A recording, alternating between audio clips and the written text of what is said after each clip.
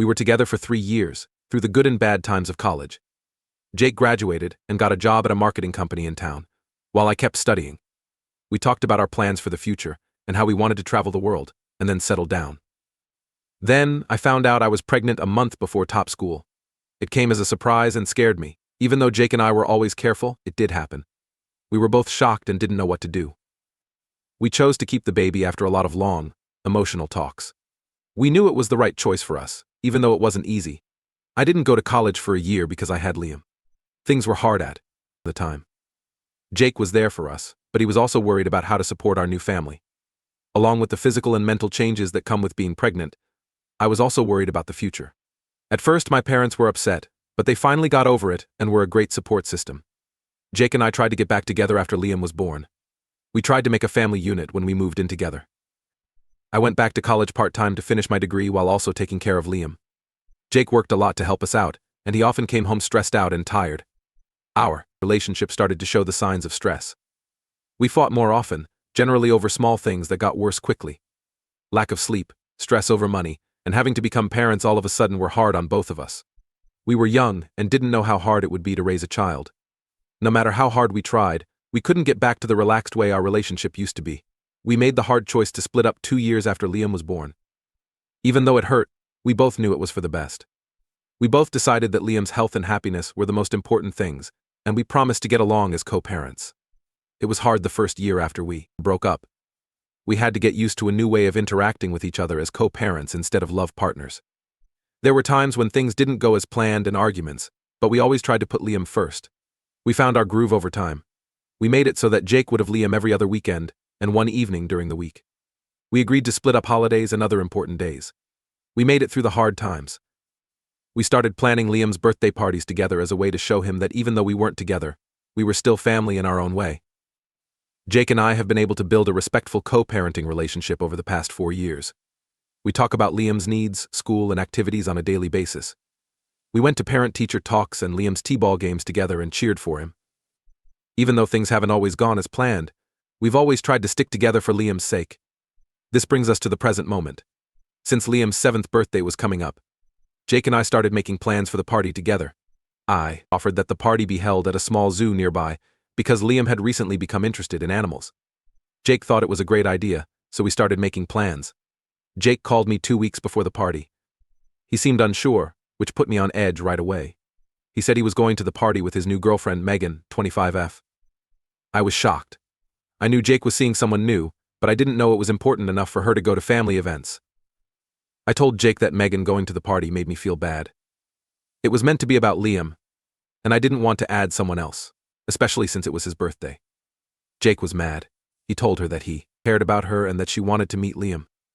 He told her that she should be a part of this part of his life since they had been dating for a while. I didn't give in. I told him that this was our son's special day, not a time for the whole family to get together. I told him I was worried about how it might make Liam feel. We've always tried to keep things stable in his life, and bringing a new person at a big event like his birthday party seemed like a lot for him to handle. Jake said I was jealous, and that I was controlling Jake's life through Liam. What he said hurt. I've never come between him and his private life. I even told him to go on dates after we broke up because I knew he was lonely. I even offered to be flexible with our custody plan so that he could go on dates. I told Jake that I wasn't trying to control him, but I did want to keep the family atmosphere we had set up for Liam's holidays. I told him that he could meet Megan and Liam in a less public place another time. Liam would feel safe and not stressed out if they met in a place like the park or over ice cream. Jake reluctantly agreed, but it was clear that he didn't want to do it. There was something hurtful he said about how I could make all the choices about Liam. I always tried to get his opinion on things, and I thought we both agreed that Liam's needs should come first.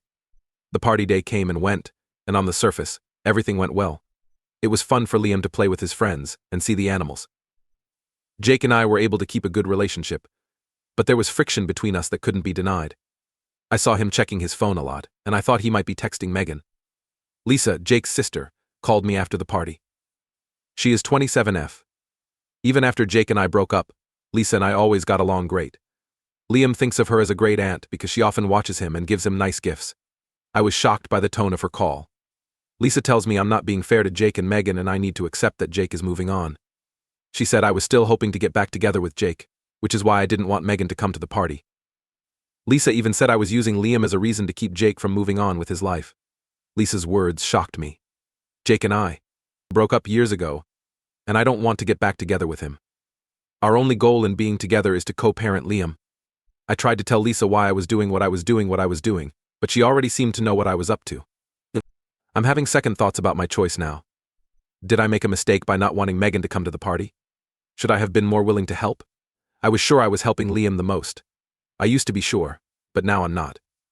For more background, Jake and I had a hard time finding balance after our breakup. He would sometimes just show up at my house by himself and want to see Liam. We had to set clear limits and a good visitation plan for almost a year. I'm afraid that letting Megan come to the party will upset the balance we've worked so hard to create. As well, Liam has been wondering why Daddy doesn't live with us. We've always told him the truth, which is that grown-ups who love each other can't always live together. But that we love him a lot. Making Megan a part of the group might confuse him, or make him think that Jake and I might get back together. I can't help but remember when I was a kid. When I was 8 years old, my parents got a divorce. I remember how messy and painful it was when they started dating other people. That kind of pain and misunderstanding is not what I want Liam to feel, especially not at his birthday party. I also know that Jake is a big part of Liam's life, and if Megan wants to be a big part of Jake's life, she'll have to meet Liam at some point. I don't think that meet-up at his birthday party was the right time or place. Is it wrong of me to not let Jake bring Megan to Liam's birthday party? I kind of want to stick to my choice, but I also wonder if I should have been more open-minded. I wish I knew what was best for Liam, but I'm not sure anymore. There have been a lot of changes since Liam's birthday party about a month ago. I'd like to thank everyone who replied to my first post. It made me think about a lot of things and helped me see things more clearly. Jake asked to talk a week after the party. We met at the coffee shop near where we used to study in college. Being back there, with all the memories of the past around us, felt strange. While we were drinking our coffee, I couldn't help but think of all the hours we had spent there studying and planning our future. Jake surprised me by saying sorry at the start of the talk. He admitted that he was too upset that Megan was coming to the party, and said he was sorry for calling me jealous. I could remember Jake as the kind, thoughtful guy who had been my best friend for a long time as he talked. He told me that he was feeling bad about putting Megan and Liam together and was shifting those feelings onto me. Jake told her that he was worried about how Liam would feel about him dating someone else. He told a story from his own childhood about when his mom started dating again after getting divorced from his dad. Even though Jake liked his mom's new boyfriend, he remembered feeling lost and a little cheated on. He didn't want Liam to feel those same confusing feelings. Jake also told me that Megan had been putting pressure on him to meet Liam while we were talking. It seems like she comes from a family where mixed families are common, so she didn't get why Jake was scared. This explained why he insisted on taking her to the party out of the blue. Megan had been talking about how she felt like a secret, and Jake was torn between what his girlfriend wanted and what he thought was best for Liam. As Jake talked, I could relate to what he was going through. I told him that I was worried about upsetting Liam's schedule and making him confused. I told Jake that Liam had been asking me why we don't live together and that I was afraid that bringing Meg and Mike would make things even more difficult. Jake listened carefully and nodded to show that he understood. It was good to talk about our worries and fears as parents in an open and honest way. We knew that what we both wanted was to keep Liam safe and make sure he was happy. We agreed to go slowly and made a plan for how to slowly introduce Megan to Liam after we talked it over. Jake was going to show Liam pictures of Megan and then talk about her in a normal way. After that, we'd set up a short, casual meeting in Liam's favorite park. We both decided that for now, big events like holidays and birthdays would only be shared with family. After our talk, I felt better. It looked like Jake and I were once again on the same page, working together to help Liam. There were times when I was even hopeful that Megan could become a good influence in Liam's life if things went as planned. Things did, however, take a strange turn last week. Jake got angry and called me late one night. At first I thought Liam had to be in danger, but Jake told me what was going on. My ex-boyfriend gave my house key to his new girlfriend without telling me. Everything went crazy when I found out. After 6 months, everything was different. Emma, I'm 28 years old, and my ex-boyfriend Jake, 30 years old, and I have a 6-year-old son named Liam. We met in college and fell in love. Jake was in his second year, and I was in my first. We got along right away because we both liked independent music and strange movies. We became together very quickly, and I didn't know when we would be apart again. Jake was my first real boyfriend, and I fell deeply in love with him, about his relationship with her. He admitted that there were other red flags that he had missed. She would often ask him where he was and seemed envious of the time he spent with Liam. But Jake said he was now seeing this behavior in a different way. Before, he thought it was because she was nervous about dating a single dad. Because of this event, I now know that my gut feeling that Megan shouldn't be at the party was correct, but not for the reason I thought. Jake is now thinking twice about his connection with Megan because he sees that the way she acts is a big red flag. It turns out I was right to only invite family to Liam's birthday party. But I feel bad for Jake. He really seemed excited about Megan, and now he has to deal with this. Betrayal. When we broke up, I remember how hard it was for him to get excited about dating again. I'm sorry to see him in such pain. Jake and I have decided to be extra careful about how we talk about Liam from now on. We're looking into co-parenting apps with safe messages to make sure this doesn't happen again. We feel like we're moving into a new phase of co-parenting, where we're not just focused on Liam's immediate needs, but also on keeping our family safe from outside forces that could upset the balance we've worked so hard to achieve. Jake talked to Lisa and told her what was going on. She called me to say she was sorry for going into something that wasn't her business and making assumptions. Lisa said she had been putting her own need for Jake to calm down onto the situation. Liam has no idea about any of this trouble, which is exactly what Jake and I wanted. All he can remember about his 7th birthday are the fun times he had with his family and friends at the zoo and with the cool animals he saw. When I see his smile, I remember why Jake and I worked so hard to be good co-parents. I'm glad Jake and I were able to act like adults in this situation. It's made me realize how important it is for us to always put Liam first and work together as parents. We're both dedicated to keeping the stable setting we've made for him, no matter what problems we face. Update 2. It's been a month now, and I have more news to share. I didn't see how things would change between Jake and Megan, and it's made me think of and feel a lot of old things. Jake broke up with Megan after finding out she had broken his trust. He understood that what she was doing was not only rude to him but could also hurt Liam. Knowing how much Jake had put into the relationship, I was proud of him for making this tough choice. Megan, on the other hand, didn't like being dumped. She called and texted Jake all the time, pleading for another chance. After Jake blocked her number, she started showing up at his job. It became so bad that Jake had to call his HR department. A similar thing happened to me in college with an ex-boyfriend who couldn't accept that we broke up. Seeing Jake go through this made me remember that time. I remember how scared and stressed I was, and I felt bad for Jake. When Megan showed up at my house one afternoon, things got worse. When I heard someone knocking on the door, I was in the middle of folding clothes. I was shocked to see Megan standing there when I opened it. She looked messy and upset. Liam wasn't there to see it because he was at a playdate. Megan began to say that I was hurting her relationship with Jake. She said that everything would have been fine if I had let her come to Liam's birthday party. As she talked, I could smell alcohol on her breath, which made things even scarier. Drawing on the skills I had learned as a teacher to deal with conflicts, I tried to stay cool. Megan was told to leave. Trying to explain why this was the wrong way to handle the problem. She refused, which made her more angry. I was scared and angry at the same time. I was scared for my safety and Liam's, and I was angry that this woman thought she could ask for things in my house. I had to call the cops when it became clear that Megan wasn't going to leave on her own. Megan was still yelling on my front porch while I waited for them to come, and I couldn't help but think about how Liam might have felt if he had been home. It made me even more sure that having her stay away from Liam's party was the right thing to do. Megan was taken away by the cops, and I called Jake to tell him what had happened. He was shocked, and came over right away. It was in my living room that Jake broke down. This is where we used to watch movies and play with Liam when he was little. He said, sorry over and over for making our lives so crazy. Seeing him so weak made me think of the night he found out I was pregnant. We were scared and didn't know what would happen next as we sat in this room.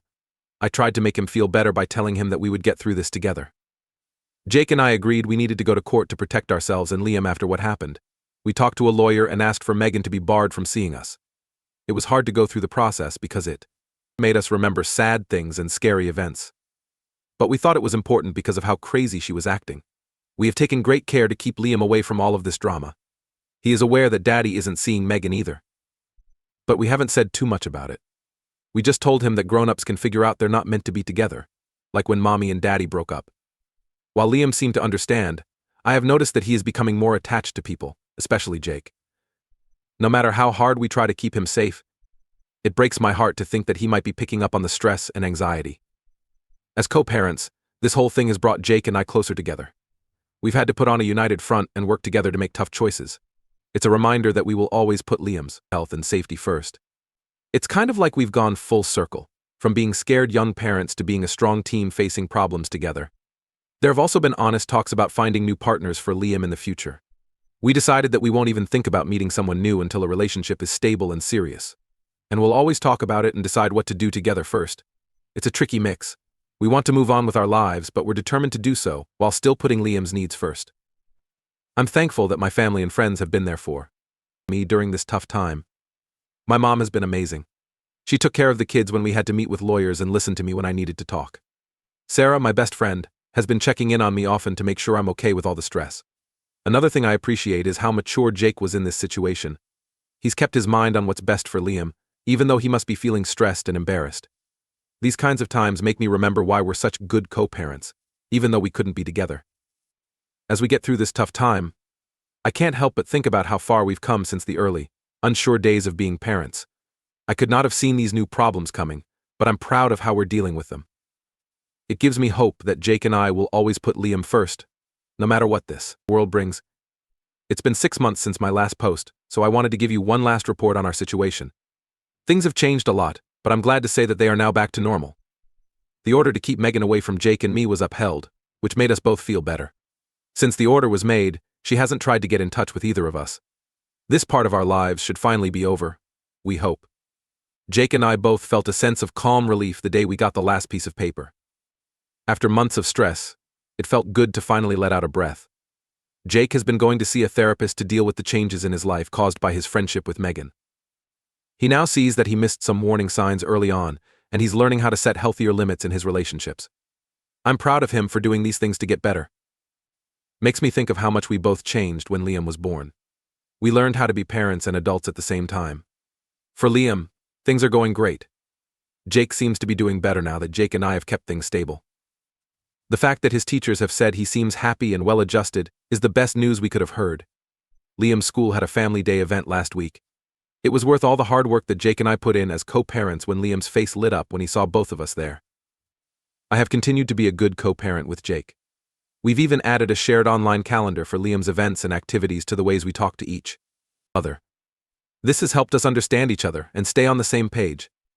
In the early days of our breakup, we could barely agree on a time to pick each other up without fighting. We recently had to deal with another possible problem when I started dating Mark, 32M. I told Jake from the start about the relationship because I had learned from past mistakes. We talked frankly about when and how to possibly introduce Mark to Liam if the relationship gets serious enough. It was nice that Jake was surprisingly helpful.